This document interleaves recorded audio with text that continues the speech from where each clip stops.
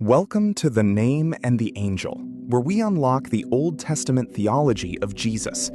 The mystery is why Jesus' claims of identity resulted in immediate charges of blasphemy. The premise is that the ancient Israelite worldview of the divine council has been lost. Our goal is to decode Jesus' identity by recovering the doctrine of the two powers in heaven. The inciting incident begins with Jesus claiming, "I and the Father are one." The crowd immediately reacted by picking up stones for blasphemy. Jesus defended himself by quoting Psalm 82:6, "I said, you are gods." The forensic question is why this quotation intensified the charge of blasphemy instead of diffusing it.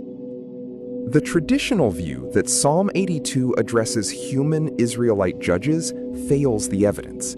Linguistically, the term Elohim in this context is always divine, never human. Contextually, these beings are judged for corrupt rule over nations, which Israelite judges never had jurisdiction over. Logically, this view contradicts John's theology of Jesus' unique sonship. Decoding the divine council. Psalm 82 verse 1 describes God holding judgment in the midst of the gods. The verdict is that the gods of Psalm 82 are divine beings sentenced to die for their corruption. Jesus' argument claims superiority, stating he is the one sent by the Father to judge the council. Ancient Israelite theology understood Yahweh as both invisible, transcendent in heaven, the Father, and visible, immanent on earth. The visible form was known as the angel of the Lord, the Word, or the Name. This concept allowed for Yahweh to be in two places at once. In the Old Testament, the name is more than a word. It is an entity with personality and power. Isaiah 30:27 describes the name with physical features, and Psalm 20 verse 1 calls the name an active agent of protection. The name is a circumlocution for the divine essence itself.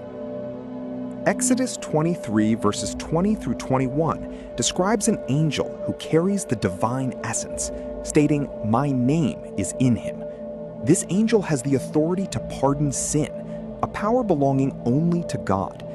This figure is not a created messenger, but the visible actor of the Godhead. Through identity fusion, we see the angel is Yahweh. In the burning bush, the angel appears in the flame, but God speaks from the bush.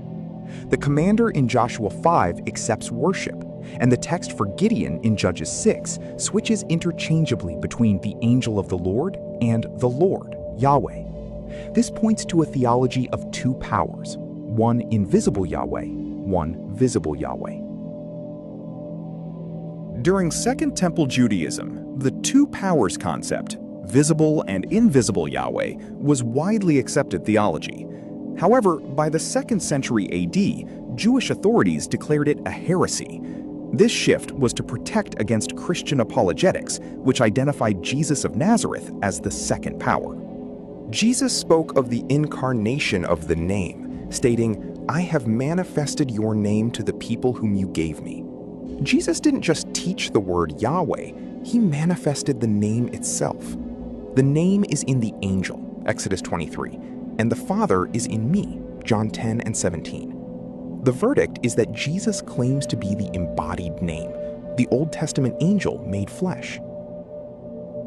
Jesus makes the ultimate confession by claiming the role of the cloud rider.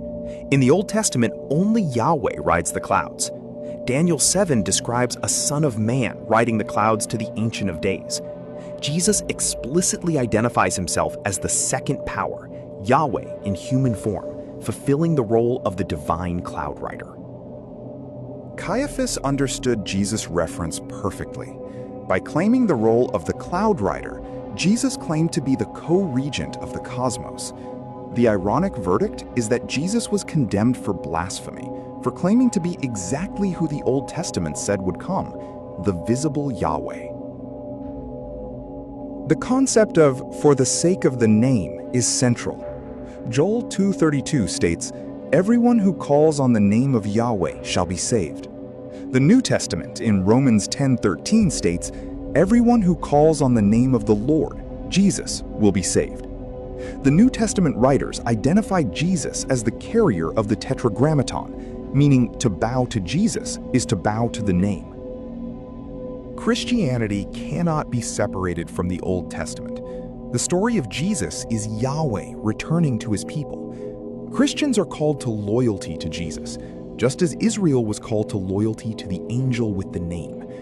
The Incarnation is the ultimate expression of name theology, God walking among us in flesh. The mystery is revealed. Jesus is the name. The angel who carries the name becomes the name, the personal presence.